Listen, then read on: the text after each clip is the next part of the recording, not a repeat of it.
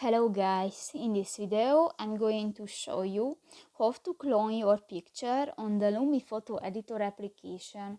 But first of all, I just want to mention, please don't forget to subscribe to our channel, because at 100,000 subscribers we are going to show you our YouTube revenue statistics and growth strategy, how to make money online.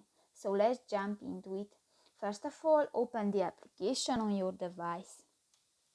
Select a picture from your device and go to the BG option next to the effects button at the bottom of the screen, and here you can find the third option, the clone, and here you can select side lip, circuit, split, soul and overlap clone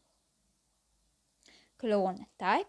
And if you want to edit, just drag the circle on the line and done. So that's pretty much it for this video, guys. See you in the next one. Bye bye.